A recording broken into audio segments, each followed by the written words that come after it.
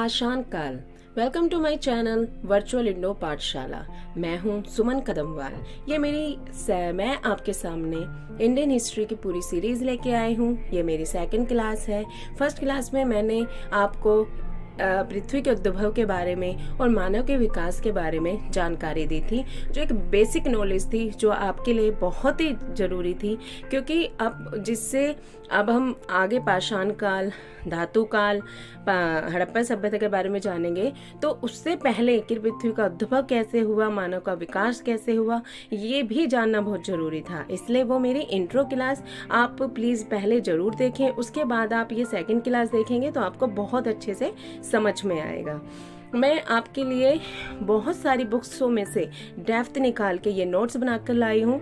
अगर आपको कोई भी कॉम्पिटिटिव एग्जाम को क्लियर करना है तो आपको मेरे नोट्स जरूर पढ़ने चाहिए, क्योंकि ये फुल नॉलेज है इनके अंदर, ताकि आपको जो इतने सारे कंटेंट हैं मार्केट में आए हुए हैं, बच्चे परेशान हो जाते हैं कि अब हम इस बुक को पढ़ें, कहाँ से पढ़ें, तो उन्हें समझ में नहीं आता। लेकिन आपको मेरे नोट्स ही इनफ हैं हर टाइप के कॉम्पिटिटिव एग्जाम के लिए। तो प्लीज़ आप मुझसे कनेक्ट रहिए, और डे बाय डे मेरी डेली न्यू क्लास आएगी और आपको उन्हें देखना होगा ताकि आपकी नॉलेज डे बाय डे बढ़ सके। आइए आज हम बात करते हैं पाषाण काल की।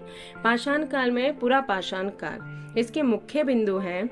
भारत में पुरा पाषाण काल को 4 भागों में बांटा गया है।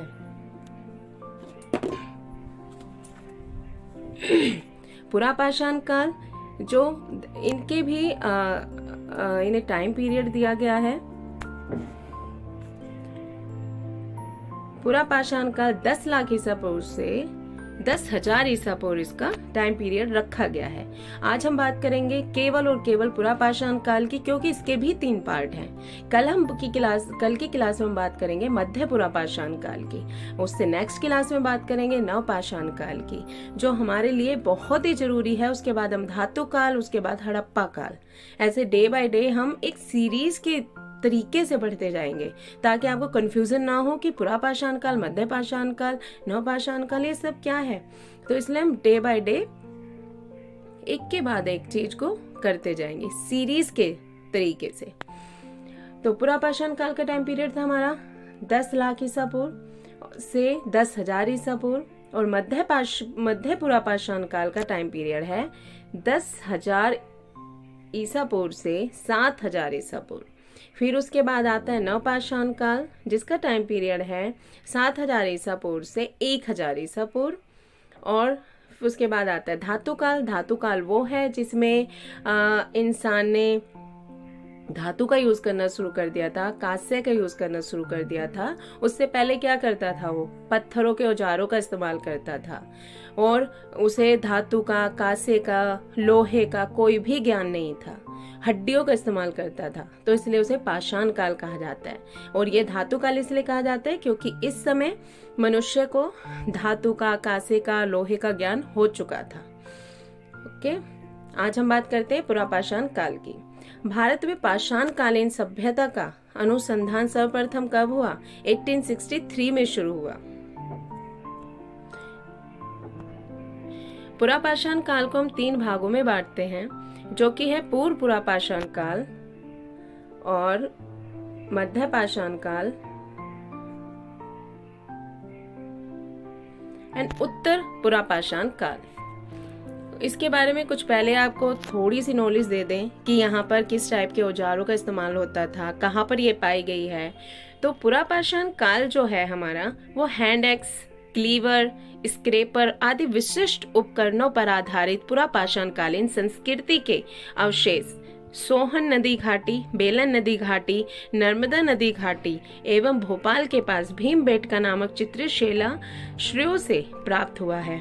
भीमबेटका तो आपने कई जगह पढ़ा भी होगा कि वहाँ पर भित्ति चित्र मिले हैं, जो आदि मानव के बारे में हमें कई नॉलेज देते हैं कि वो किस टाइप से शिकार करते थे, क्योंकि वो चित्रित थे। वहाँ पर पहले लिपि नहीं हुआ करती थी, उन्हें लिखने का ज्ञान नहीं था, तो वो चित्र बना दिया करते थे भित्ति पर। तो उनसे हमें बहुत नॉलेज मिली है कि उन्हें कहीं वहां पर ब्लू कलर भी मिला है, कहीं कहीं कोई और कलर भी मिला है। तो उससे नॉलेज होती है कि उस समय के मानव को कलर का भी ज्ञान हो चुका था। तो भीमबेटका से इस टाइप के हमें भीमबेटका गुफा है, वहां से ऐसे शिलाश्रय हमें प्राप्त हुए हैं। 1778 में बेंजामिन फ्रैंकलिन ने मानव को औजार बनाने वाला प्राणी कहा है।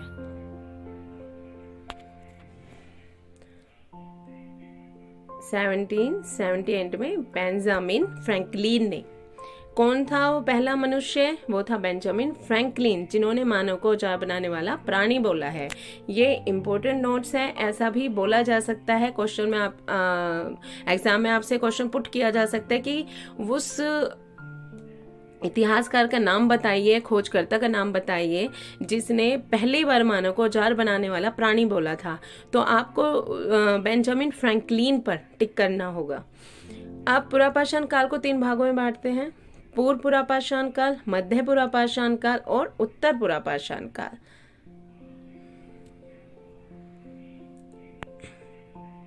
पूर्व पुरापाषाण काल, तो इसकी खासियत थी यहाँ पर चापर, चोपिंग, पेबल संस्कृति, इसे सोहन संस्कृति भी कहा जाता है।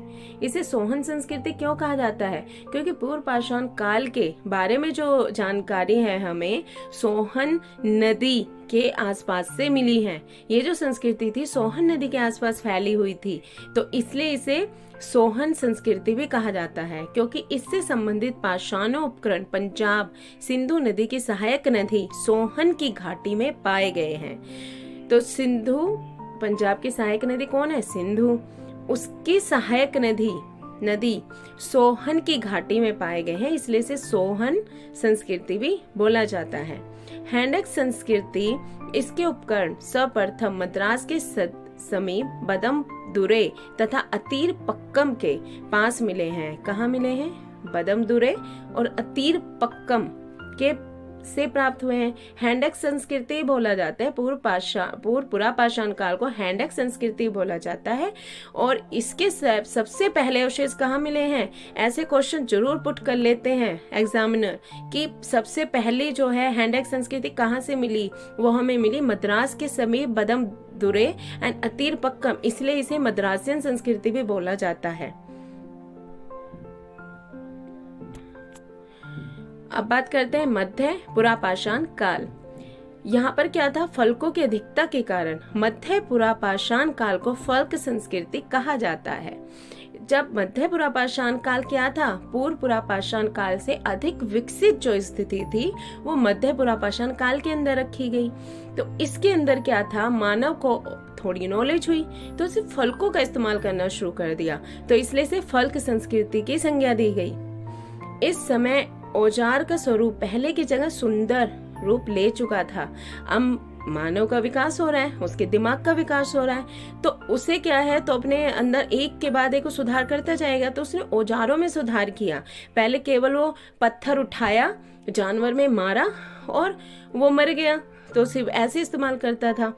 अब उसने क्या किया? पत्थरों से औजार बनाना शुरू कर दिया, हड्डियों से औजार बनाना शुरू कर दिया, तो वो सुंदर और नुकीले बनाने शुरू कर दिए। अब औजार थोड़े छोटे भी बनने लगे, थोड़े छोटे औजार हो गए। इस समय के औजार थे खुरचनी, छेदनी आदि। खुरचनी हुआ करती थी, छेदनी छेद करने के लिए, ये सब उस समय के मुख्य औजार थे। ये आपको जरूर अपने माइंड में याद रखना है कि किस टाइप के औजार थे, किस टाइप की संस्कृति किसे बोला गया है, किस टाइप के कैसे थे उनके औजार, किस तरीके से दिखते थे, नुकीले थे, बेडोल थे, भद्दे थे, कैसे थे, ये सब नॉलेज आपको अपने दिमाग में बिल्ड रखनी है। इस काल का संबंध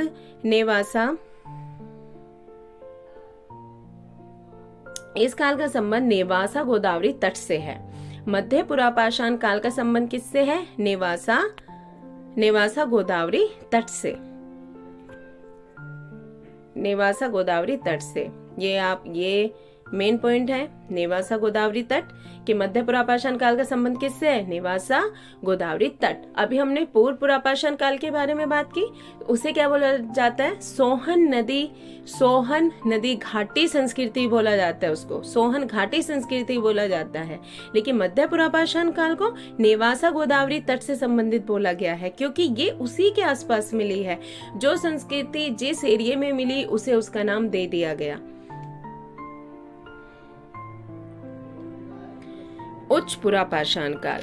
पूर्व पुरापाषाण काल के बाद आया मध्य पाषाण काल। तरक्की हुई और तरक्की हुई तो उसे नाम रखा गया उच्च पुरापाषाण काल। लेकिन ये अभी पुरापाषाण काल ही चल रहा है। ये पुरापाषाण काल के 3 पार्ट थे, जिसे हमने पहले पूर्व पुरापाषाण काल, जो सोहन घाटी संस्कृति भी बोली गई है।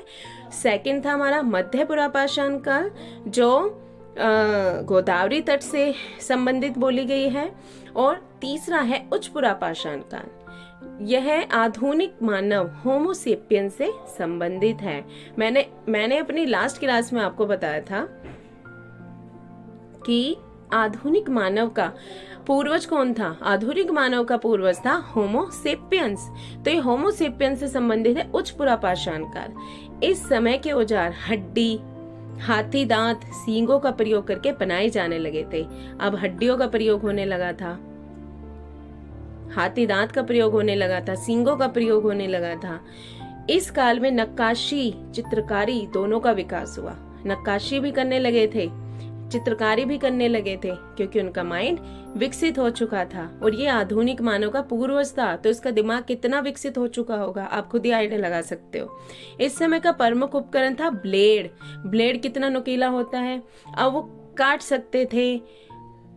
जो पहले उन्हें क्या करते थे, अपने जानवर को मारा, पत्थर से उसे जैसे भी उनसे कटता था उसे आग में सेक कर खा गए। अब क्या करने लगे, ब्लेड बनाने लगे, ब्लेड से उपकरण बनने लगे और वो उसे छोटा छोटा भी कट करने लगे थे। अपनी सुविधा के अनुसार उन्होंने विकास किए, तरक्की की अपने औजारों में, अपने चित्रकारियां करने लगे। चित्रकारी का मतलब वही जो भित्ति चित्र बनाए हैं, जिनसे आज हम अंदाजा लगा पाते हैं कि वो लोग किस तरीके से शिकार करते थे, किस तरीके के औजार इस्तेमाल करते थे। इन सब का आइडिया हमें उनकी चित्रकारी से मिलता है, जो हमें भित्ति चित्र मिले हैं, भीमबेटका गुफाओं से मिले हैं। नक्काशियां करने लगे थे। उच्च पुरापाषाण काल के स्थल, अब इसके मेन है कि इसके स्थल कौन कौन से थे। इसके स्थल थे बेलन, सोन घाटी, सिंह भूमि, बुद्ध पुष्कर, बिसाती, इनाम गांव, बागोर तथा भीम बेटका। ये मेन है, ये आपको जरूर याद करने हैं कि उच्च पुरापाषाण काल के स्थल कहाँ कहाँ मिले हैं। तो ये आपको जरूर अपने दिमाग में फीड करना है कि बेलन है, सोन घाटी है, सिंह भूमि है, बुद्ध पुष्कर है, बिसादी है, इनाम गांव है, बागोर है, भीम बेटका है। ओके, ये था हमारा उच्च पुरापाषाण काल, यानी पुरापाषाण काल को हमने बहुत अच्छे से समझा। अभी हम इसे रिवाइज करते हैं। हमने बात कहाँ से शुरू की थी, पुरापाषाण काल से। पुरापाषाण काल नहीं, हमने बात की थी पाषाण काल से शुरुआत। हमारा पाषाण काल कितने पार्ट्स में बटा हुआ है, 4 पार्ट्स में बटा हुआ है। पुरापाषाण काल 10 लाख ईसा पूर्व से 10,000 ईसा पूर्व, मध्य पुरापाषाण काल 10,000 ईसा पूर्व से 7,000 ईसा पूर्व, नवपाषाण काल 7,000 ईसा पूर्व से 1,000 ईसा पूर्व एंड धातु काल 1,000 ईसा पूर्व से आगे। फिर हमें बात करनी थी आज पुरापाषाण काल की ओनली। मध्य पाषाण काल की हम बात नेक्स्ट क्लास में करने वाले हैं। इसके हमने बात की कि पुरापाषाण काल की स्पेशलिटीज क्या थी। हैंड एक्स थी, क्लीवर थी, स्क्रेपर आदि वगैरह औजार हुआ करते थे। कहाँ मिले हैं, नर्मदा नदी घाटी, भोपाल के पास भीमबेटका, सोहन घाटी, बेलन घाटी, यहाँ पर ये मिले हैं। और फिर हमने देखा कि पूर्व पुरापाषाण काल को भी 3 पार्ट में बांटा गया है। पूर्व पुरापाषाण काल, मध्य पुरापाषाण काल एंड उच्च पुरापाषाण काल। पूर्व पुरापाषाण काल के बारे में बात की थी कि यहाँ पर क्या है, चापर चोपिंग पेबल संस्कृति, इसे सोहन संस्कृति भी कहा जाता है। इसे मद्रासियन संस्कृति भी कहा जाता है। मद्रासियन संस्कृति क्यों कहा जाता है, क्योंकि सबसे पहले जो इसके अवशेष हमें कहाँ मिले हैं, मद्रास में बदमदुरे अतीर पक्कम से मिले हैं। और इसे हैंडेक संस्कृति भी कहा जाता है, हैंडेक संस्कृति। ओके, नेक्स्ट था हमारा मध्य पुरापाषाण काल, जिसमें फलकों की अधिकता के कारण इसे फल्क संस्कृति भी कहा गया है। फलकों की अधिकता ज्यादा होने लगी, मानव का विकास हुआ, फल संस्कृति कहा गया। इसके औजार थे खुरचनी, छेदनी। इस काल का संबंध किससे था, नेवासा गोदावरी तट से। थर्ड थी हमारी उच्च पुरापाषाण काल, यह आधुनिक मानव होमोसेपियंस से संबंधित थे। इसके औजार किससे बनते थे? हड्डी, हाथी दांत, सींगों का प्रयोग होने लगा था। नक्काशी चित्रकारी करने लगे थे।